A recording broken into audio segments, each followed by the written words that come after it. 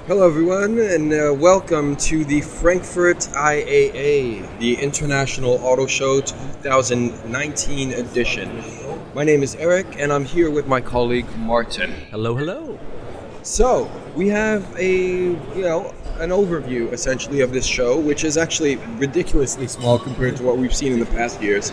And, we're just going to take you through a virtual tour of what it is that we saw through four halls, basically. It is 4 halls. It's actually half of what it was compared to 2017.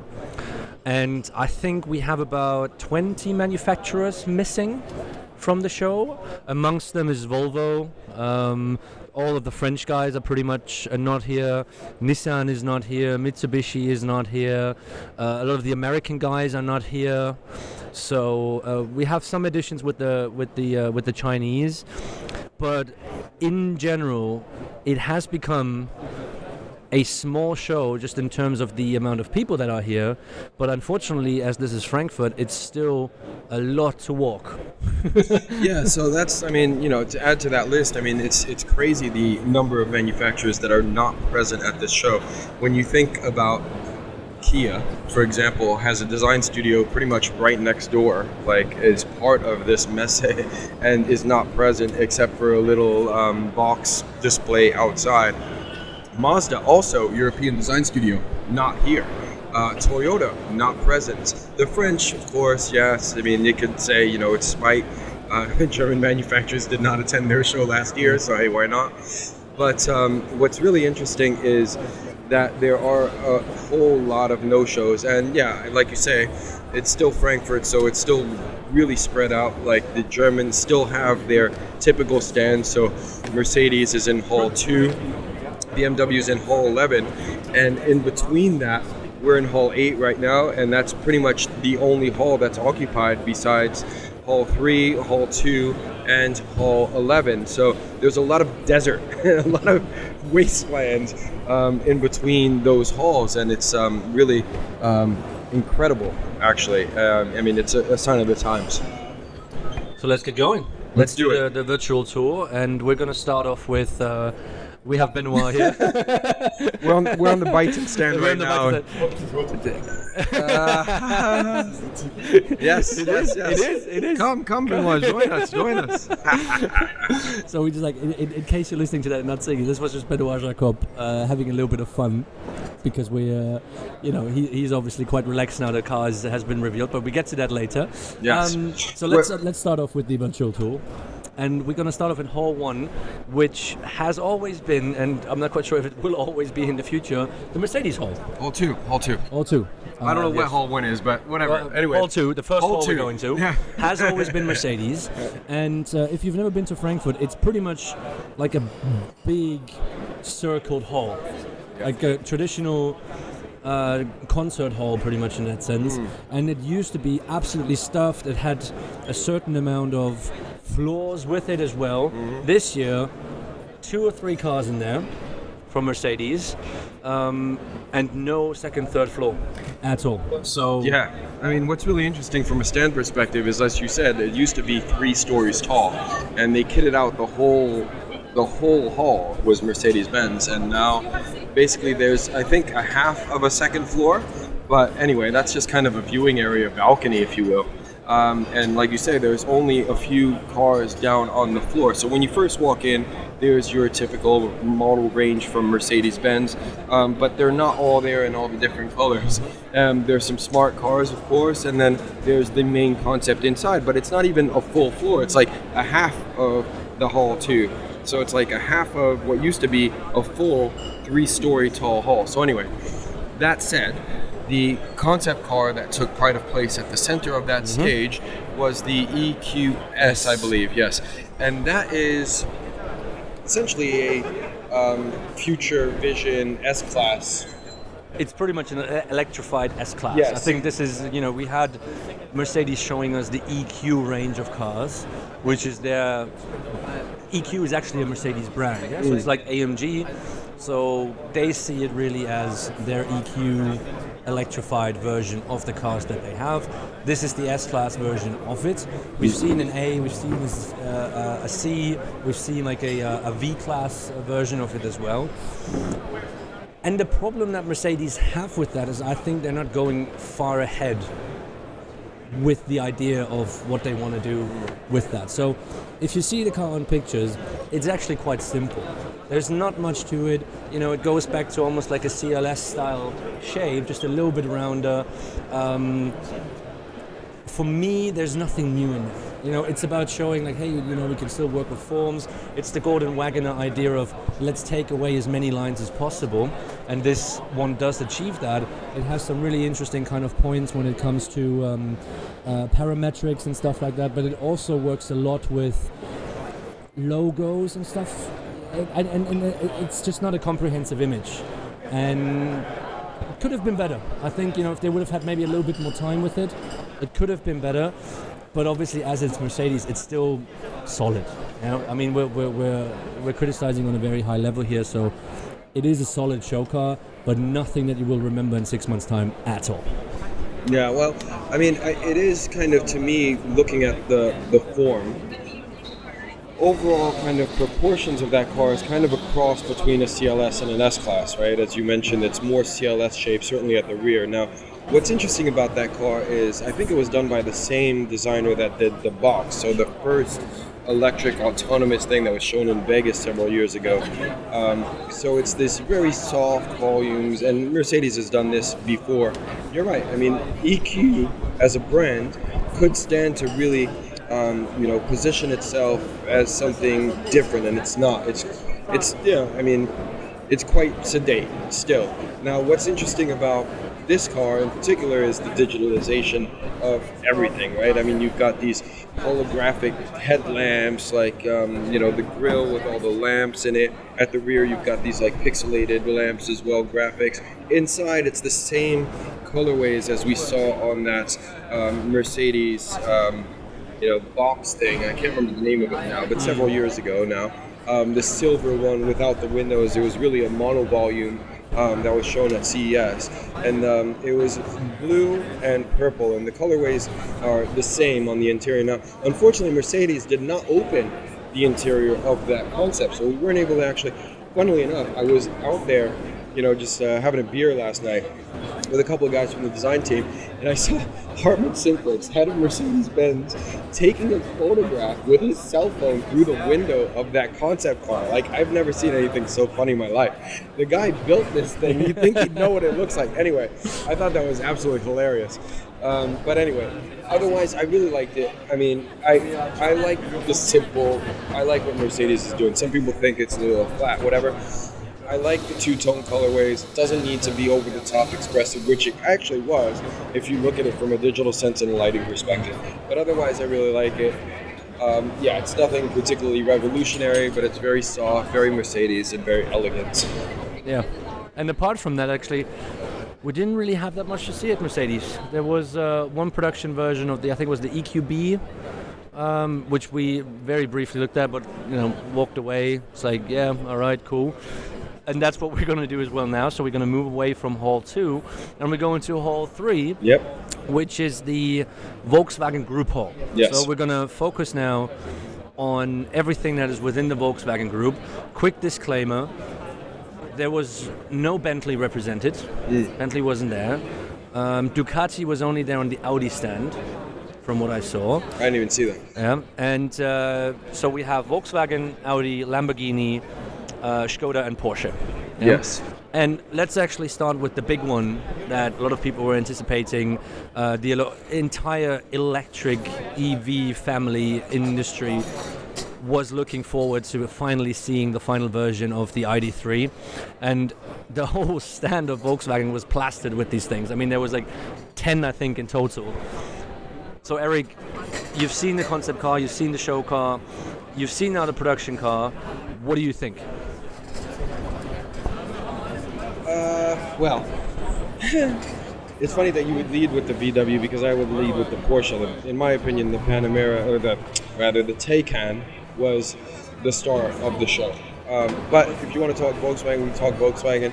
It's not the same story over at Volkswagen, unfortunately. In my opinion, it was, it's still Volkswagen. It looks like Volkswagen, but it's nothing particularly groundbreaking, and it's certainly not well resolved, in my opinion. There's a lot of things, a lot of unanswered questions, a lot of reasons. Like, why was this done? Like, it was this like black applique on the hood. Now, I didn't speak to anybody about this. Maybe some designers can answer some questions here for me. But at the same time, I think if a design doesn't speak for itself and needs explanation, then it's really not very good. Now, unfortunately, from my perspective, I'm looking at that car and I'm thinking, there's so many issues that I have with it. And, most people know me. I generally like to be positive in my, what it is that I talk about. I like a lot of people at Volkswagen. I think they've done some extremely good things. But with the death of Paige, unfortunately, there's been some corners cut. And you can see that from just the overall resolution of that design. Now, if you just take one element, besides the hood black applique thing that I have no idea what it's there for, there's this trim element over the DLO, which is not even a straight trim line. It's not even one piece. There's this cut over like the C-pillar where you're like, why is it there? I really don't understand why that's there. Now, also, there is a lot of different things going on in terms of colorways, in terms of personalization for that vehicle, but there's a lot of things that I don't understand. Like, why would you make this car electric though it may be, appliance though it may be, with a white steering wheel? Yeah. Who the hell wants a white interior in a car? Yes. That is going to be looking like crap in no time, and that's just a shame. So there's a lot of elements. Also, what's up with like little buttons and like, I went in there and I sat through a whole explanation, wanting to give the car the benefit of the doubt, sat down and watched the whole kind of HMI, and, there were people on hand to kind of talk you, walk you through it. And there are some really cool, sounds that are played when you touch certain commands, and, voice activated, of course. I mean, there's a lot of cool, interesting things, but I think the way that UI and that interface works is not ideal, and there's still like redundant stuff going on, and it's just that whole HMI and that whole UI is not up to par. So I was quite disappointed, unfortunately, but I was speaking to someone last night, and I think ultimately, because the Pi Share is over, it's very much it's good enough. Yeah. Let's get it out the door. It's going to be available in 6 months. Order books open now. And, if China gravitates towards the VW brand as they have in the past, this is going to put a lot of people out of business over there, because the VW badge, it might not be Golf level quality, but it is good enough, and it's way better than some of these things that we've seen coming out of Chinese automakers. You mentioned something very interesting, and I think what you just mentioned in terms of the design issues that the whole thing has comes through the pressure of pricing. Developing a electric platform is very expensive, and we will come to that later on with other electric cars that are present over here. And the build quality of this entire car is not anywhere close onto the Volkswagen level that we expected. Absolutely. I mean, our producer Eddie and I, yesterday evening, before the end of the show, we were actually sitting in the car as well, about 15 minutes, and Sam Livingston from Car Design Research joined us, and he was sitting on the bench right behind us, and we're having a really, really good conversation. And Sam said something really interesting: is this is not a revolution that the Golf used to be. If you look back into the 1970s Golf, the Giugiaro Golf came out, and it was clearly the successor of the Beetle. This feels much more like an e-Golf. And it's not the same quality as a Golf, because the platform is so much more expensive that it simply feels cheap. And the problem is, and what you just mentioned, is this car will only come out in Europe first. It will take about a year or a year and a half if that comes out in China, which is a major market for them. So this will be presented in Europe first to a first edition price of 40,000 euros.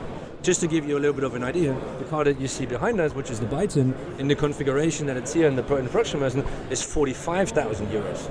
Yeah, the car that we're going to talk about later, the Honda, in its high spec is going to be 30,000 euros, which is the low spec Volkswagen, ID3. So for me, it doesn't really show that it's a Volkswagen, and the design doesn't help it, because what I see in the car is, Volkswagen has always been a bit positively bland. Yeah, they were always conservative, they were a bit quiet, they wanted to be, an appealing car for the masses. But this one is not doing that anymore. This one is just boring. And, that's something that I just didn't like about it. And unfortunately, if you would ask me today, why did so many people pre-order the car, I couldn't tell you, because I'm so disappointed with the build quality. Is that I would say, just if you paid 35,000 euro for that thing, that's not a good investment, quite honestly saying. And from a design perspective, that goes hand in hand with the design quality that goes to it. So, so I'm not majorly happy about it. But what I do like, and you mentioned this just now, and the reason why I wanted to kind of open up with the Volkswagen was to have that kind of move over to the real positive side of what EV can look like. Obviously, completely different price class is the Taycan, the Porsche one, which I think it was really annoying that it didn't have the world premiere here, because it would have boosted the show to a massive amount, would have brought way more people in here. Oh, it's still hugely popular. It is still hugely popular. They have a lot of them around here as well, 5 I think on the show stand. So what you already mentioned you like the Taycan, but show us a little bit more why you like it and what do you like about it. Well, I like the Taycan for a number of different reasons. I want to go back to what you said about VW very briefly, though. It's it hasn't always been boring. I would say that it's just quality design. It's not, extremely inspiring, perhaps. Yeah, I'll take that. But it's always been very good, very well resolved, very pure, and very well done. And certainly Walter de Silva had a lot to do with that, and Aish as well. Now, the Taycan, what I like about it is it's pure, it's simple, and it's unmistakably Porsche. You cannot say that is any other product. And arguably the Volkswagen, if you took away the badge in the interior, for example, it could be anything. Could be anything. It's very true. So, very true. And what I love about Porsche as well is, yes, it is expensive, but in terms of quality, what you're getting with a Porsche. It's unmistakable from a brand identity perspective, from a servicing perspective, the volumes, the proportions of that car, everything is damn near perfect. And it's so close to the Mission E, which was unveiled, 4 years ago. They probably, always intended it to be as such. And I think it's just absolutely massively appealing. I love to drive. That's my main reason for being in this entire business. I love cars, I love to drive. And that is a car that I would see myself in quite easily. Yeah. I just really love everything about that. From a sustainable performance perspective, even if we don't start talking numbers and compare it to what everybody else has been comparing it to, I think it's an incredibly interesting proposition, even at the price point that it is, which is about 150 grand plus euros. That is, so it is very expensive. I don't want to play devil's advocate too much on the Porsche, because I do like the car. What I would like to say, however, is it only functions in white with the Mission E wheels. They had a blue version on there with Panamera wheels. I think it's actually the Panamera wheels, and they just updated them a little bit.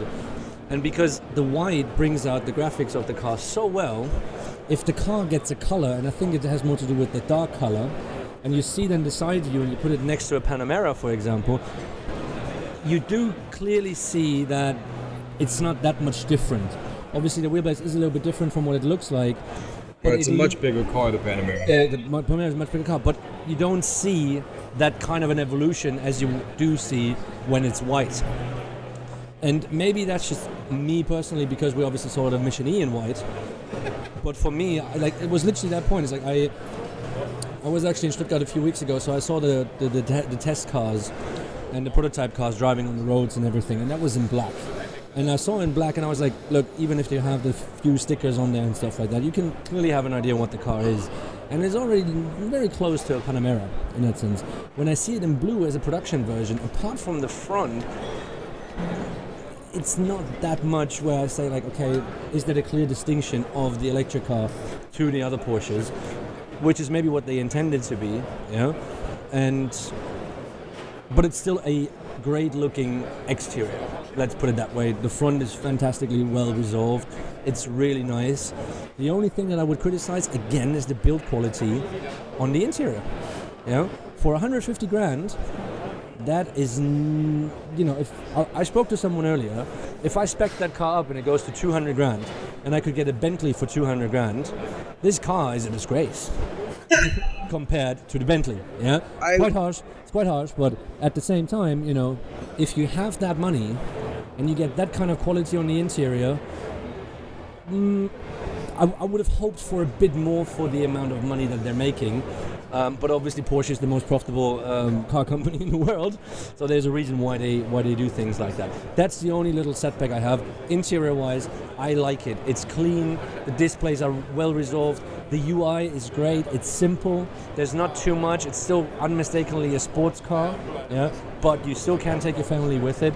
So from that perspective, all okay with me. Like I said, I have to kind of, be a bit picky from time to time with certain things, but the Taycan is definitely one of the stars of the show. If not, some people say yes, some people say no, the star of the show. Yeah, I would agree with the latter. Obviously, it's been displayed before, but I think it is definitely the star of the show. And I would have to argue with you on the interior quality, because I think Porsche's always been up there, and I think it still is on this. And also with the Bentley comment, because this is a very, very different proposition than a Bentley. If you're not going to buy a Porsche Taycan, if you're going to cross-shop it with a Bentley. Price point regardless. So anyway, that is my take on it. The only thing that I would say negatively on that car is, what is up with the stupid name? Come on now, Turbo. That is ridiculous. That's it. Let's leave it there. So, moving on. What's next to the Porsche is the Cupra. True. Cupra is in the middle between Porsche and Volkswagen. Yes. And it's a little bit hidden actually, with these kind of big two electric vehicles. But actually, the Tarascan, I think it's called, the concept car, was probably the best show car of the Volkswagen group that was on display there. They weren't a lot, but this one was actually really good. We did really enjoy it. We had a nice conversation with Alejandro about it as well. Yeah, not much else to say. This was really good. Great, I think it's great. Great color and trim again. I mean, I've said this before, but the guys over at Seat, they've just figured out a really nice color and trim, a superb blue as well. I think we've seen this blue once already, but the color, incredible. It's a matte blue. I just absolutely love it. The bronze kind of points to it. They know what they want to do with the logo. They know how to implement the logo into the lighting and everything. It's just well done, and we're actually hoping that this will get close to production. Alejandro told us it's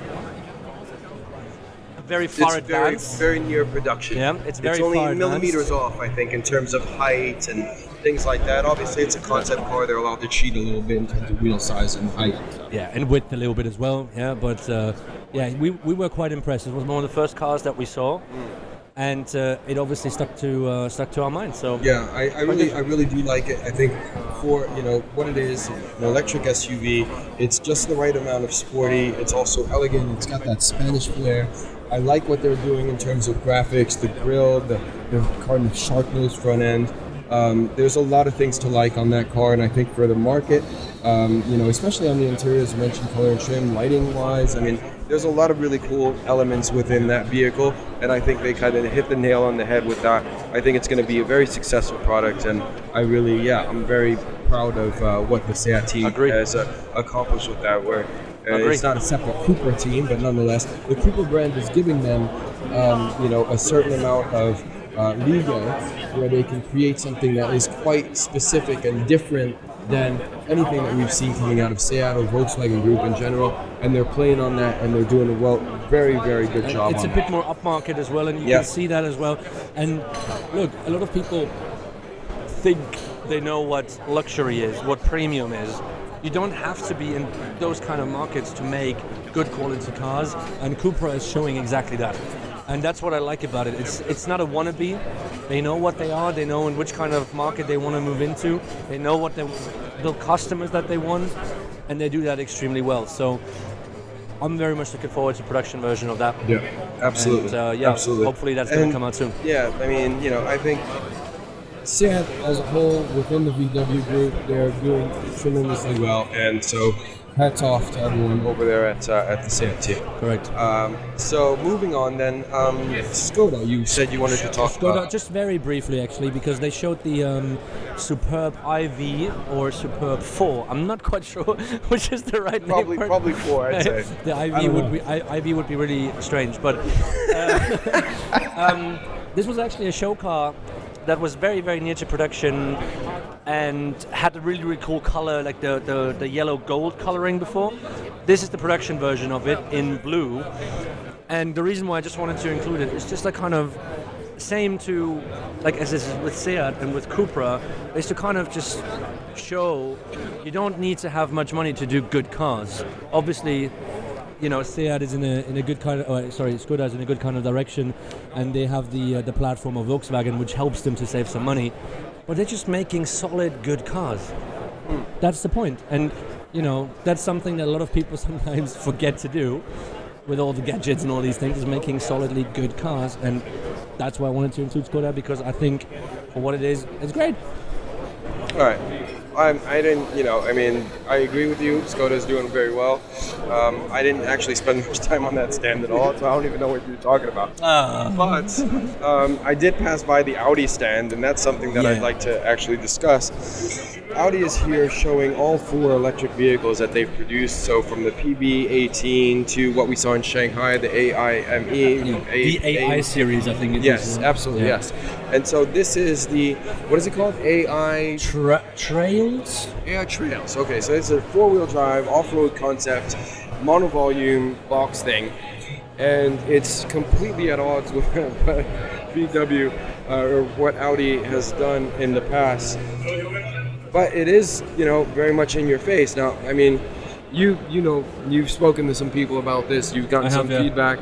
I actually haven't spent that much time looking at that vehicle, I must confess, and I'm sorry, but it's not that big of a show. But I just, I didn't spend that much time. First of all, it was like for such a big stand, they're showing a hell of a lot of cars, and Audi knows usually how to display. I mean, I remember like one display in LA, I think it was, they had all these different cars laid out with the different colors, red, white, and blue, and it was just a fantastic display. This is not a fantastic display. For a German home show, the cars are too damn close together, you can't even get around it, it's just really, really tight, and there's a lot of people obviously because Audi is a very important brand and very interesting brand, and there's way too many damn people on the stand. Yeah. And so, I mean, I was like, maybe I'm just getting too old for this, but I couldn't be around all that many people, and so I missed out a lot on that car. So maybe you're better placed to give us an opinion on that. I mean, I've spoken to a number of people now because it was quite a surprise. I mean, it's an off-roader. It's a 4x4.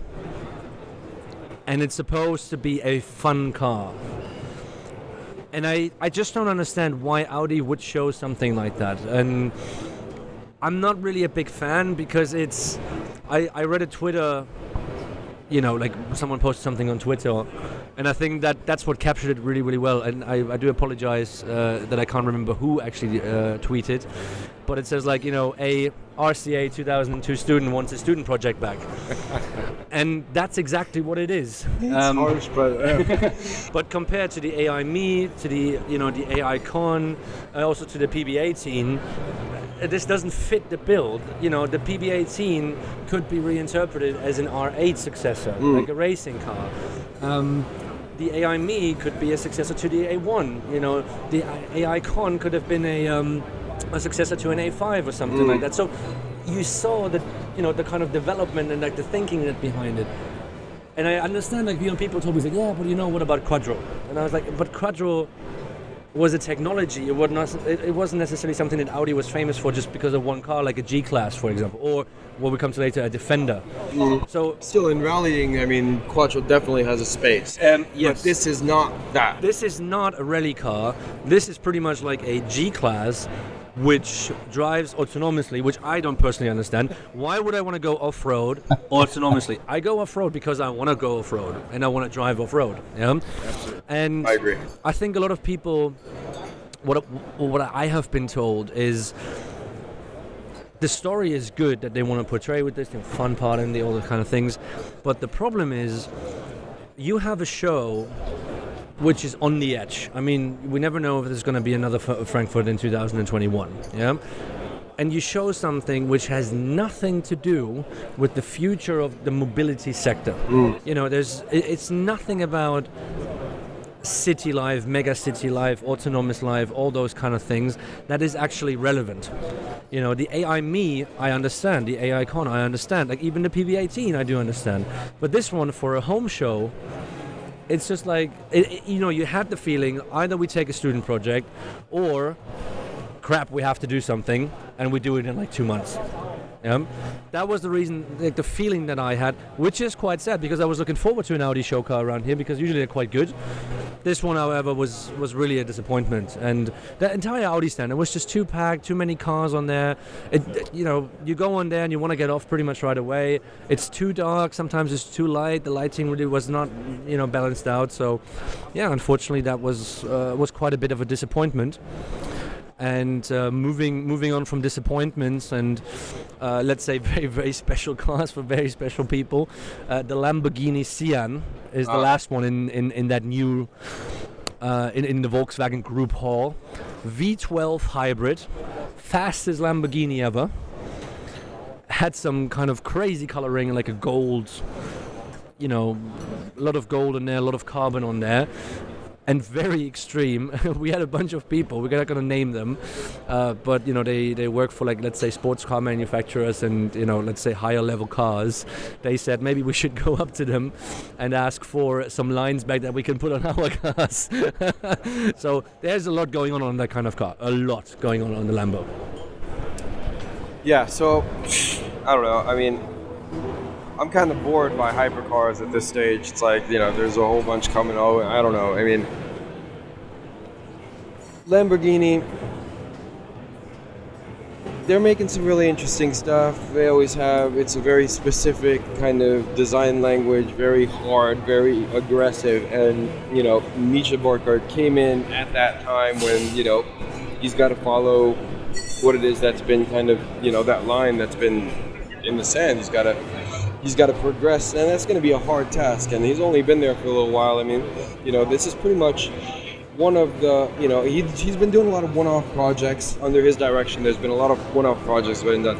I have no idea powertrain. I have no idea, like, performance figures on it or numbers on this car, like in terms of sales, what it is they want to do. It's probably another 63. one-off. 63. Thank you. Yeah, I actually read that. So it has some symbolism. Again, because it has to do with the construction year or whatever. I don't know. Anyway, there is some symbolism in it. I don't know what it is, but I think if you look at it, and again, I don't know what it's based on, right? But if you're talking V12, thinking Aventador or something, right? It's really long. What it is that is interesting, I suppose, is in the lighting in the front and the rear, and that's probably the one thing that did grab my attention. The rest of it, whatever. I mean, I'm not like, I like Micha, I like what's going on over there. But another supercar, it's like, and again, there's no supercars here. There's no McLaren, there's no Aston Martin, there's nothing. So that's pretty much the only supercar manufacturer, and still, I don't know, it is aggressive, it is exciting, but I'm not excited by it, if that makes sense. Yeah. No, and that's fair enough. I mean, it's still unmistakably a Lamborghini. Yeah, so if you like these kind of cars, you will like that one as well. If you don't like these cars, you won't like this one. It's a small evolution. The evolution is mainly about power, about speed, but it's not a design evolution. I think, that's... I do like the headlamps though. It's got this kind of DeLorean, like Back to the Future, kind of, Y shape, which is also kind of a repeating thing. There's an evolution also in the tail lamps, again playing on the hexagonal theme, which is what Lamborghini is very well known for. But it's evolved a little bit. So I mean, there's certain minor elements where there have been some changes in wanting to move the product forward. But anyway, I think we should move forward. Let's move forward. Because we're only on the second hall and there's still 2 more to cover. And right now we are in Hall 8. This is Hall 8, yes. Hall 8, aka the China slash... Japan Hall? Is that the best one? China slash Japan slash... behind suppliers. us is Brembo, Vallejo, crazy suppliers and like... Ford. And Ford. So very interesting dynamic over here in this hall. But I would say the standout is the stand that we're on right now, which is the Byton production car now, finally. We've been seeing this tease for a very long time, probably Vegas, 2 years ago? Vegas 2018 was the first concept. Okay. And then we just saw the concept, and this is the full production car. I think they've shown some teaser pictures of the production car, and this is actually how it's going to be built. And it does have the big screen in it. Mm-hmm. A lot of people doubted that they will be able to do it. It is a 49-inch screen. They compare it to like 7 iPads next to each other. It is a massive screen. But one has to, if you actually sit in it, and it's not as overwhelming as you think it is. I mean, you see the screen, and a lot of people thought, oh, can you even still drive in the whole thing, or is the screen pretty much half of your windshield? No, the screen, from an ergonomics perspective, works actually very well. And you would not expect that when you see that car from the outside, or you hear something about that.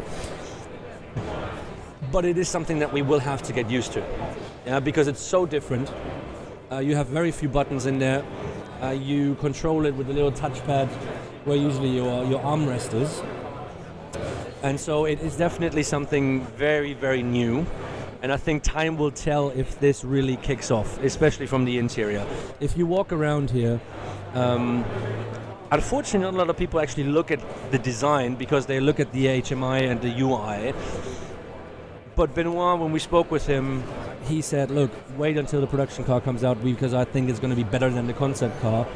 And I think it is. For a production car, for a first company, a Chinese company, it is actually not bad. Yep, I would agree. I think they've done a really good job. But again, it brings in the issue of the screens. In that car, there's not only the main massive screen. Obviously, you're right, you operate it through your hand or through another screen on the steering wheel, which it's like we're in peak screen territory over here. You can't get more. You don't need that many screens. And again, perhaps when you're driving around, it's not going to be that big of an issue. But I question driving around at night with that screen on. I don't know how that's going to impact you from a visibility standpoint. Sure, if it's purely autonomous and you're watching this massive screen and it's emitting light because that's what they do, it'll be fine. But we're not there yet. We still have to drive cars.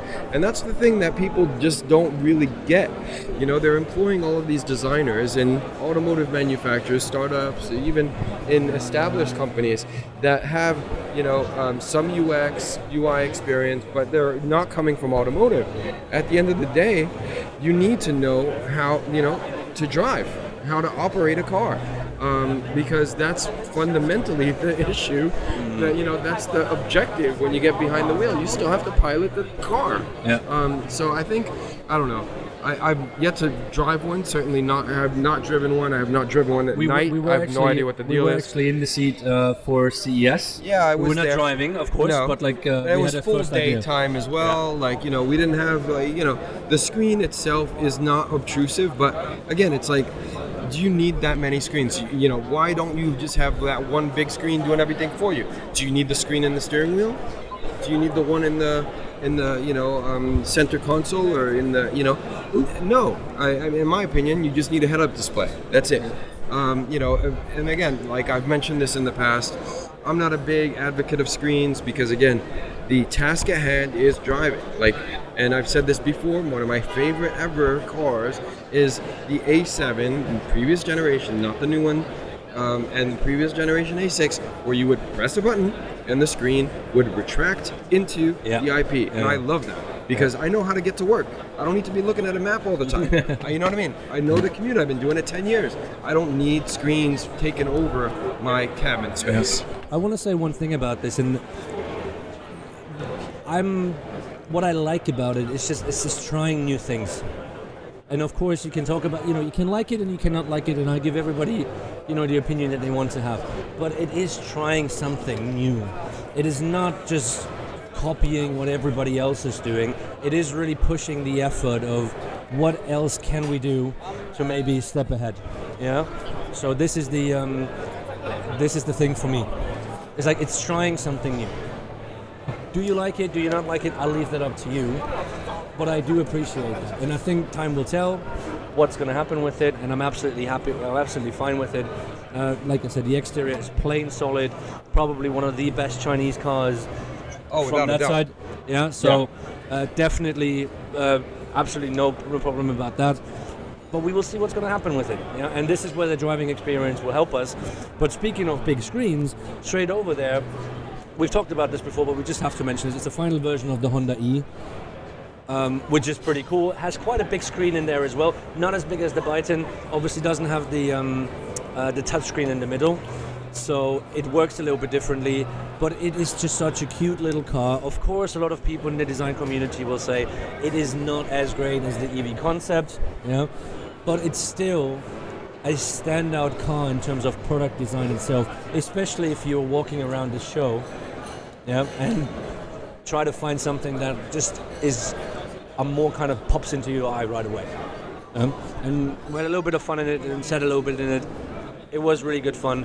Don't need to talk about it that much, simply because we've talked about it a few times already. So.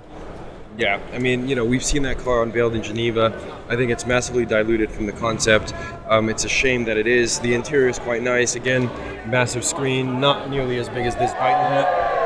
Oh, there's some celebrations going on there. All right, hooray.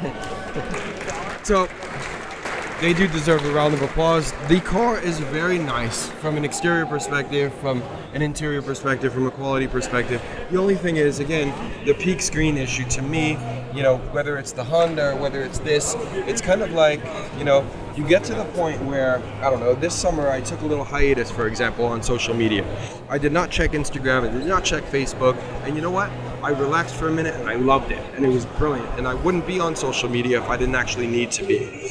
I think that reprieve is kind of what we're going to come to. Right now we're at peak screen, we're at coast to coast, 49 inches, in your face. I think right now it's certainly something that's selling cars, certainly something that's drawing people into showrooms, wanting to buy something new because it's fresh and interesting. People are going to want to unplug. At some point, we're going to see reverse of this. I don't know when it's going to be, but it's going to be, the calm, serene environment where there's no screens around. You can actually go in there. It's like taking a flight with no internet. How relaxed are you? You watch a couple of movies, you get off, you're like, wow, feel like a new person. Yeah. I think that is something that is going to come. I don't know when it's going to come. I'm pretty sure it's going to come because it's an overload of information, and that's pretty much my only issue. As a car, as a design, I think this is really well done. I think the proportions are great. I think they went a little heavy on the graphics, but I think that's, again, a Chinese thing. If you compare it to other Chinese model vehicles, this is actually quite sedate. It is. And I think what we can do with that is actually, just use Byton as an example of a very moderate, let's say, global car. It does have some Chinese influence, but this is a global car. Now, Byton is right in the middle of FAW's Hongxi brand and Great Wall's Wei brand. And these guys just are completely out of context to this show. Wei came with a couple of show cars with some hideous colors, hideous wheels. They just don't fit in what is happening here. And FAW came with a big ass SUV, and they came with a supercar. And one has to say, from what we know, none of them have actually been born here in Germany in the German studio, but they were born in China. But you can just see the difference, and you can see that these companies, even if they have the ambition to come over to Europe, they don't get what Europe or the Western world is. They work in China because they are Chinese. But they don't work over here because the taste over here is a little bit different. And this is, I think, the accomplishment of the Byton as well, is to find somewhere in the middle. It's not going to be, the Byton's not going to compete with, I don't know, like an Audi or something like that, but it will find its class to sell enough cars. Whereas the Ways, unless they're just super cheap, why would anybody buy those? It's the same with the Hongshis. From a pure design perspective, they just can't compete. Not on terms of what we're seeing over here. The production cars are actually better than the concept cars. The production cars that are here are actually on sale in China, and they're plain solid. And for the price that are being sold in China, they're actually great value, because the quality, because the production cost is just low in China, is very good. But in terms of the presence that they have over here, you have to imagine the press conference for these two companies were all in Chinese. Everyone else, does it in English or in German. It's the same when you go to France, You see that there's a certain kind of discrepancy still ongoing. And if they come here, obviously the people are going to be happy because the halls are filled. But this is not how you make the move over to the Western market.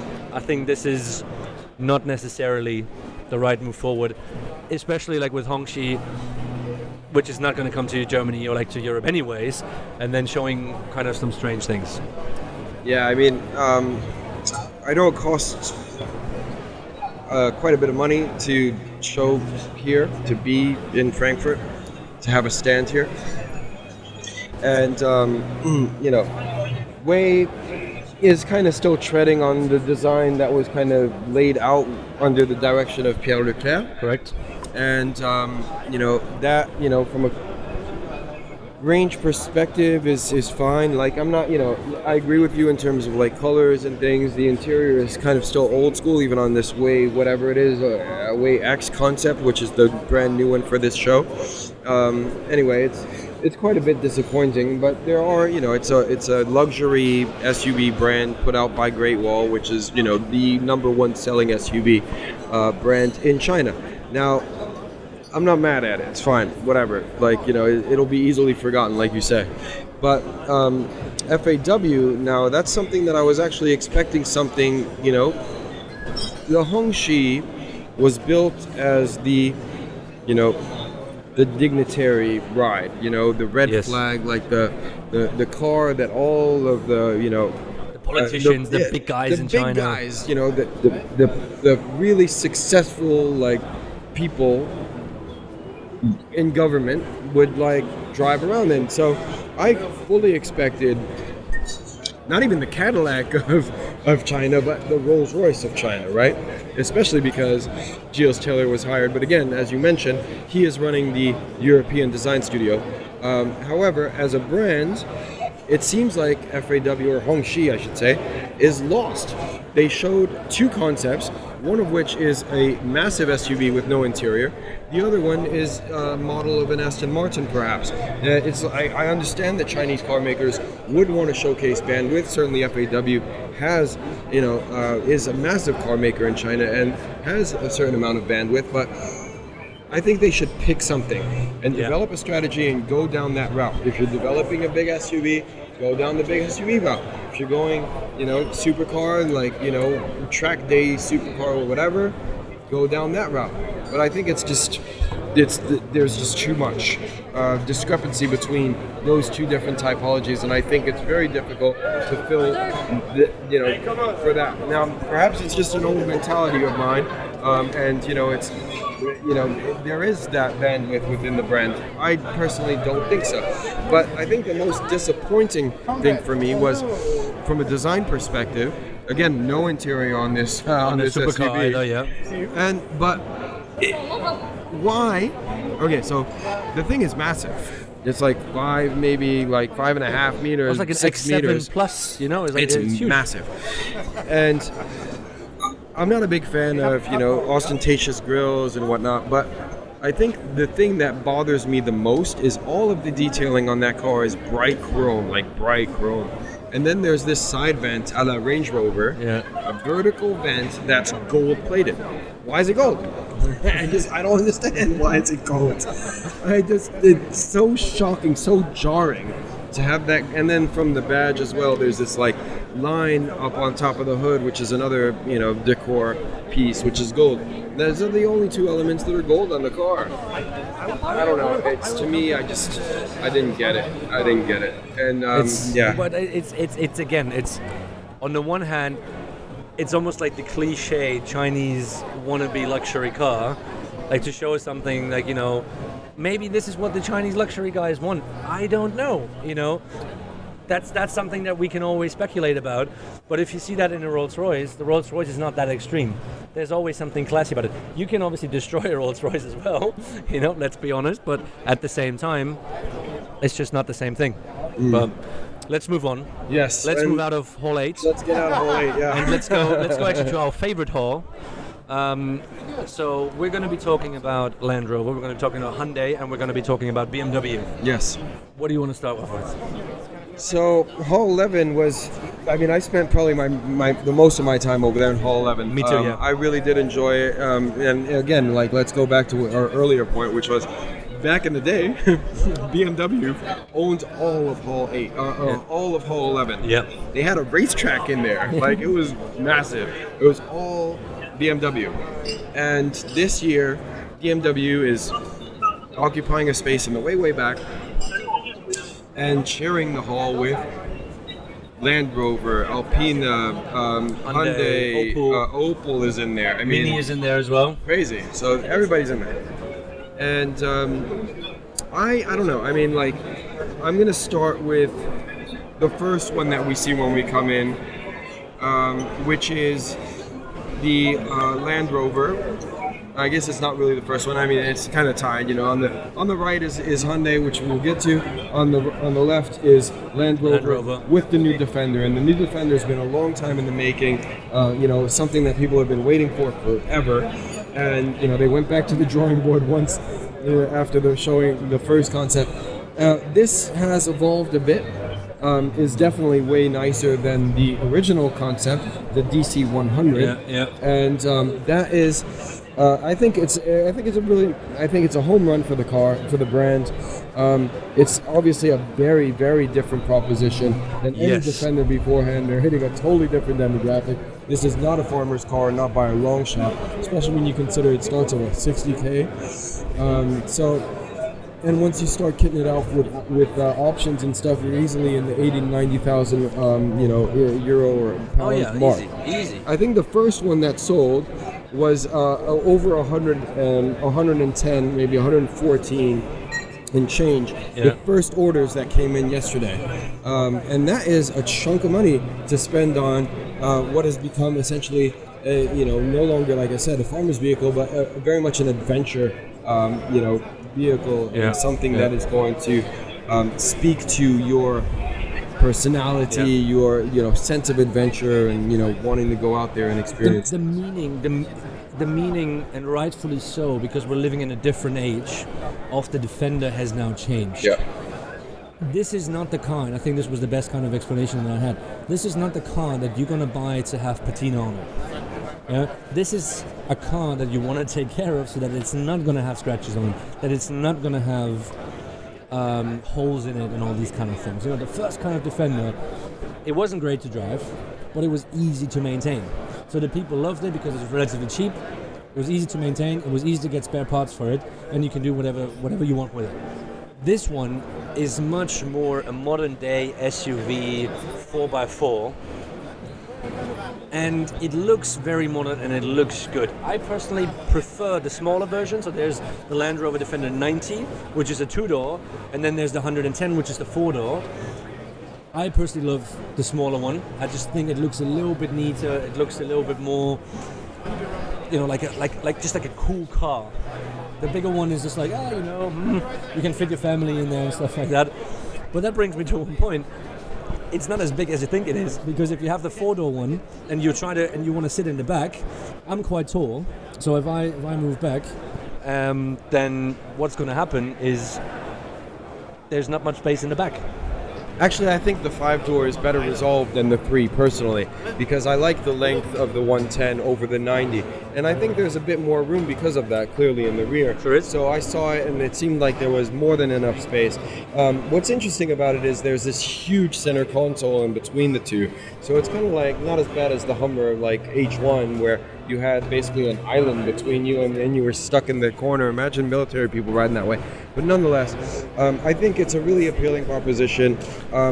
It's not as great as some people make it out to be. I mean, look, it's fairly simple. It's not as, utilitarian and rudimentary, say, as its forebearer. But its forebearer had a lot of appeal. And I think there's still a huge market for that vehicle. So the new one is very Tonka toyish. There's a load of accessories that you can pop in there. And like I said, there's so many different variations. So you mentioned earlier about this thing not going off-road. Let's hope it doesn't, because who knows what's going to happen with the dirt that gets kicked out in that rear tail lamp section. Basically, it's like a 3D thing with like two very... shall we say, technically advanced stuff from a Land Rover perspective. But there's like 2 voids, which in the rear of this car, it's like, that's just going to be like a mud-caked thing. Imagine cleaning that out. Anyway, I'm deviating now. But so let's get back on point. The thing is, it's a very Tonka toyish thing in terms of like what you can get from a model perspective. So the one, again, to your point, there's one called the Urban, which has much larger wheels and all the rest, and clearly it's you know who they're targeting, right?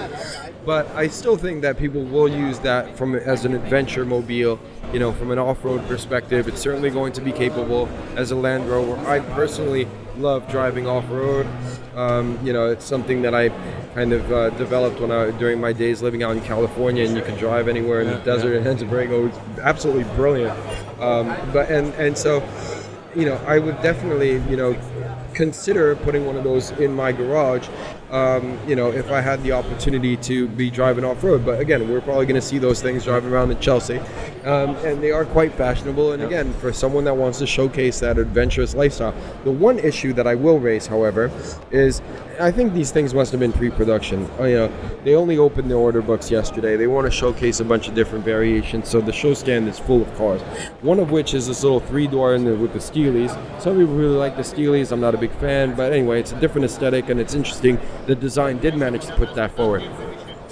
But that in particular, that one was like a work truck, and it had it was no interior. It was like, totally like boarded up, closed off. The one thing that I will say is that if you're spending $80K, which is, probably what the majority of these things are going to sell for, a mid-level trim. Yeah.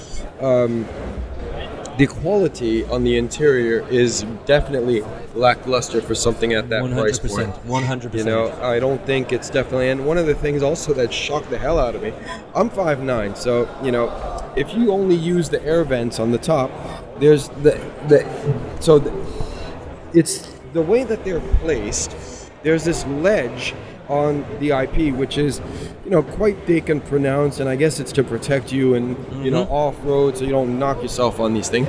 But at the same time, the ledge kind of does this, whereby the air vent is kind of here. So if you're looking at the air vent and you try to angle it downwards, like my face might get some air, but my body will not, because it can't clear that ledge. So I don't know. There's certain things that you were like, shit, man, you had so much time to do this since the last one. It's like that, to me, is just not considered. And I don't know. So that's the one thing. Maybe I'm being too picky.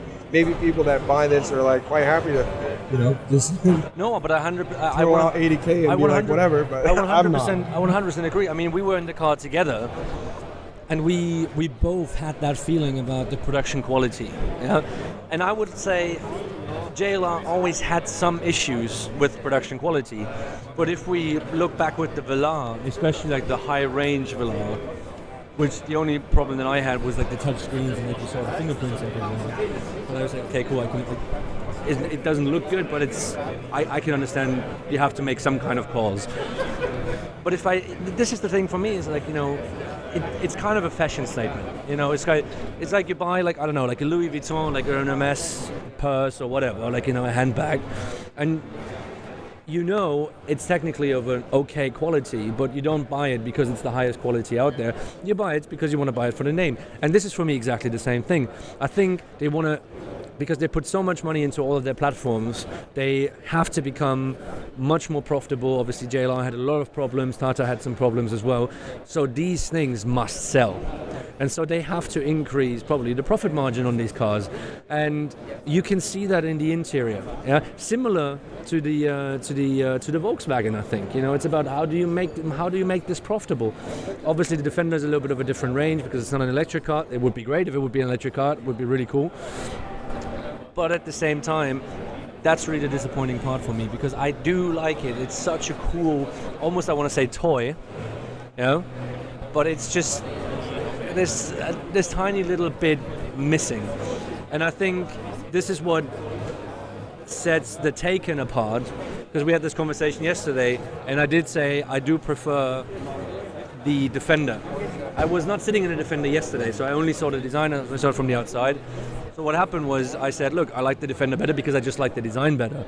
Now, having sitting, I sat in both the Defender and the Taycan, I would pick the Taycan every single day because the overall package is just better.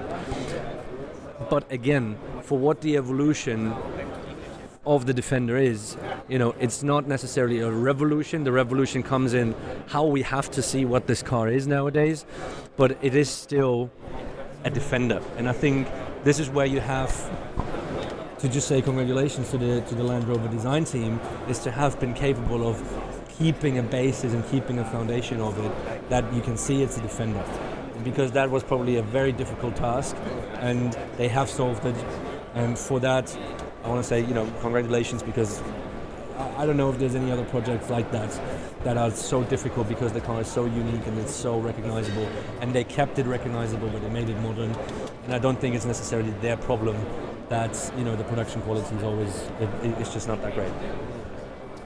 No, I mean, it's definitely a very different proposition from the Taycan, and I'd like to have both in my garage. What? I drive a Defender on the weekend and the Porsche to work every day, or to track every occasion, Anyway, right. I think those are wonderful designs, and pretty much those are the top two production cars for me, but for sure. Oh, don't Sorry, take that. Go ahead of yourself. All right, so let's move on. Across Hyundai. the hall. Hyundai. And Hyundai have shown us the Hyundai 45, which is a concept car based on, or like inspired by the Pony, the first car ever to come out from Hyundai, which was designed by Giugiaro. And it's actually quite nice. It's very much inspired by the product design aspects. The paint job is actually really cool. Has this kind of matte grey, color to it, but it just looks very calm, looks very nice. The interior is very good, something that Hyundai has put a lot of work into the whole thing. So you can see that they're trying to push things. The only thing that I would want to say about it, I do like the whole thing overall. It could have just used 2, ideally 4 weeks, a bit more of exterior development. It's on a very good way, but you have a little bit of a feeling like a little bit more time would have made out of a very good show car or a concept car an absolutely exceptional bombshell car that we would have remembered for 2-3 years. So this one, definitely one of the very, very standouts here at the show. But I would have hoped for, give them a little bit more time, and hopefully a bit more time to make it a really exceptional one. But that's obviously, because we go to so many shows, we see a lot of show cars, and some of them are really good, some of them are just not good. But in generally, that was a really nice surprise, and the teasers paid justice. It was really good. All right, so here's my take on it. I'm on the fence about this because I can argue both sides. One, I do like it. I like this monovolume. Certainly, paying homage to the original Pony. 45, the year that have passed since Giugiaro first came out with that Pony Coupe back in '74, and that car was very influential for the brand, and clearly it was the first Hyundai product. And so they wanted to pay homage to that car, and power to them. I like that aspect of it. I love the 70s. I'm a kid, I'm a child of the 80s, right? So anything late 70s, 80s reference, I love it, right? There's so many cool elements. I'm not a big fan of the wheels, the disco era and all the rest, okay? I quite like the treatment on the wheel arches, that's really cool. I quite like the body side, and how it's really quite simple. It has, again, another story with 45-degree angles, and there's some interesting kind of light, interaction over there because of that. So it's very, very simple from an aesthetic perspective, and it's got a cool, front end graphic, and the tail lamps is kind of like a little. It's definitely very digital and very 80s inspired. I think it's a little too simple on the exterior, and I also think that there is nothing to kind of put it in line with current Hyundai products. So it's like, what make, it's really disjointed, from that perspective, right? i10 also unveiled here, production car, yes, but it's a very different proposition from a form language, a design language perspective. So that is, one of my issues of contention. Again, I love, the people at Hyundai, I really have a lot of respect for everyone on board over there at the team. I know that, you're talking time-wise, that car has developed over a year and a half. For a concept car, that's a damn long time. So it seems like, they had ample time to come up with things. Now, there's another thing, and that's bringing me into the interior. I love the interior. It's great. Take out the Hyundai badge, throw in a VW badge, and it could be a VW. Now, I think a lot of the guys have experience at VW. There's a lot about that exterior form language that speaks to that. Basically, on both sides of it, I really like what it is that they've done on the interior. I have a lot of, respect for the guys over at Hyundai, but you can tell that they've all come through the VW system. From an exterior perspective, there is a lot of VW referencing, elements, I would say, from a purity, a simple, perspective. But again, the interior is very much it could be a VW product quite easily. It could also be a Volvo branded product. And I'm not saying that, Scandinavia is very much on trend right now. We're seeing it in the IP, the treatment of that. But, you look down to details, for example, there's a little 45 kind of badge signature on the Volvo. Like a Volvo on the seats. The seat belts, even like the way the colorways for sure, even the carpeting, like within that car, the way that. So there is a lot of kind of inspiration, I think, that came from Volvo and certainly from Scandinavia. And again, Volvo doesn't own Scandinavia, it's very much on trend, but I can't help but see the references in that. So again, I like it, but how does it fit within the brand and the interior? The one thing, however, is that there is consistency within that product, which is very much an electric driving out there, and the spaceship-looking autonomous thing that was up on the very top correct. stand. Yes. There's definite consistency within that. Now, how is that going to inform Hyundai in the future? I don't know.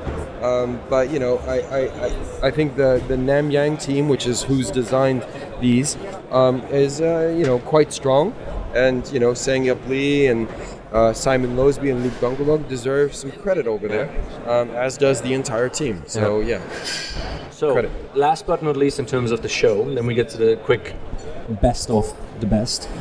BMW. One very quick word to an absolute hideous thing is the X5 Vantablack. So we've seen this. It's absolutely ridiculous. You show a car and you paint it in such a color that you don't see the form. Why do you even show it? It just doesn't make sense. So I don't know if it was a marketing gimmick whatsoever. It's just ridiculous. Yeah. So hopefully they don't do it again. Now, 4 Series. Or I know it's called the 4 Concept. yes. Quick one. Nice body side. I do like the rear this time. And the front is a freaking Bieber. Like, what are you doing? It's like, Adrian van Hooydonk was saying in an interview recently, it's like, we want to use the kidney as an expression of the size of the car and the range of the car. So X7, 7 Series, very big kidney. This kidney was even bigger, and it's a smaller car technically in their brand. Like, what are you doing? You're so inconsistent in your communication, you're inconsistent in terms of what you're showing. I just have no idea why. And it's, again, I hate to do the BMW bashing, but it's just like, it's not consistent. Like, stop doing these kind of things. It's like, it's consistent in the sense it's bad, but that's the only thing. Yeah, that's pretty much my take on that. Yeah, so the Concept 4 I thought was really quite nice, actually. If you save the kidney grille, I'm not a big fan of what's happening there. I did have quite a long chat with Adrian van Hooydonk, so I'll publish a story about what's happening within BMW at some point.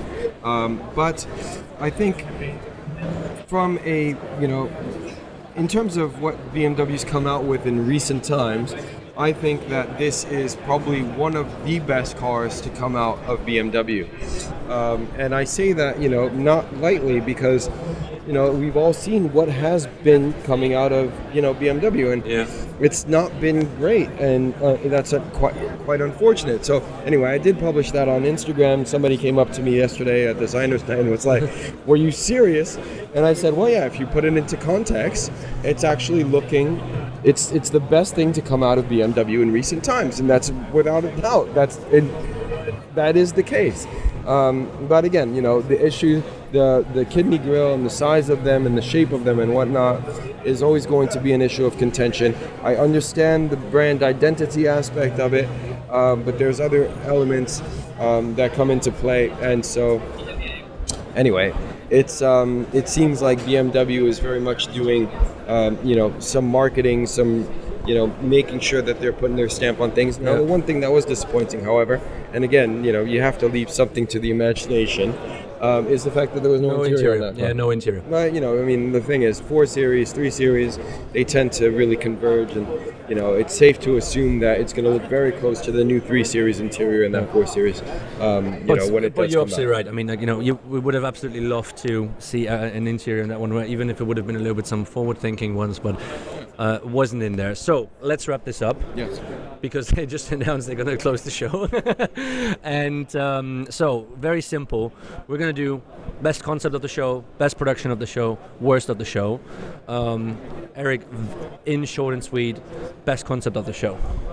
Best concept would be the Hyundai, mainly because whilst I'm on the fence, and there are some elements that I like and some elements that I don't understand or don't like, mostly don't understand, is that it's pretty much, it's thin on the ground in terms of concepts, and that definitely takes the cake by a long mile. Yeah. Agree, 100%. Also, very few concepts around here.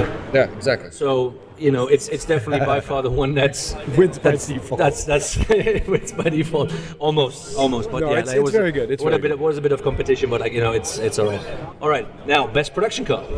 Best production's got to be the Taycan for me. I'm not like a Porsche fanboy, but I think it was to be expected. They didn't sway. They came out with something that is absolutely gorgeous and is just brilliant, I think. And for me, that is the production car of the show. You were saying Land Rover yesterday. Now you changed your mind. No. I'll stick to the Defender. Because even though I had the problems with the interior and the production quality, it's just like I am very impressed on how well they stuck to the Defender language. For me, it's a coin toss. Defender or Taycan, both deserve it. You could even bring the Byton into the conversation as well, simply because it's so impressive that they could bring a screen in that size into production. But yeah, for me, Defender. Also for a first car, for a first car, again, it's another thing. So for me, it can be the coin toss between the Defender, the Taycan, and the Byton. They're all equally, important for the production line, the different kind of directions. Obviously the electric cars as well, but I'll take the Defender because it was just my gut feeling. Now, worst of the show. anything that you want. Worst of the show has to be this Hongxi thing, man. Like the I'll give the supercar a pass just because whatever. Like it's not even worth it. But the SUV, I think they had a shot to make something that was interesting. No interior, so I can't judge that. But what I can judge is the absolute mammoth, SUV. Like not very. Just not elegant. For a brand like Hongxi, they should be doing something way better. And again, that I can't get past that color of the air vent type thing, where you're like, what are you like? Anyway, so that for me is no. I'm sorry, I have to give that a big thumbs down. I'll take the Volkswagen ID3 because I had very high expectations and I was hoping for really cool stuff. And unfortunately, I was quite disappointed in, maybe the hype was too high, or I don't know, maybe it's just me, but for me, it was unfortunately the ID3. There is one thing that we need to actually throw in there is that Polestar came out with the Polestar 2, and they're dealing with essentially the same package. Almost, and yet they've managed to make that car look really like desirable. Yep. It's probably not going to hit the same price point. We're talking Polestar products, right? Yeah. Polestar is like stratospheric in terms of pricing, and they probably will get it. Yeah. But when you think about essentially the same package and how the two different companies approach that, paradigm, that problem, it's and the solutions that they that might also be part of the size of the companies, but that's up for another podcast. Yes. So we would like to thank you for listening. So it was a little bit longer than we expected, but we wanted to go into as much detail as possible for all of you. So we definitely enjoyed Frankfurt Motor Show 2019. Yes.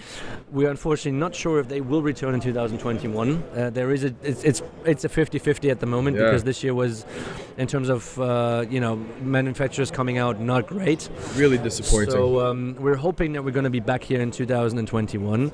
But in the meantime, please do let us know, as always, on social media, on email, on anything that you can think of, Facebook, LinkedIn, to contact us if you do have any questions. And thank you very much for listening. Eric, thank you very much for coming, as always, thank you, Martin, to be with me here. Pleasure. Thank you very much to our producer, Eddie, as well, for always being patient and cutting and editing the podcast. Yes. And you will hear back from us very, very soon for another normal episode of the GESTALTEN podcast. Take care. Bye-bye.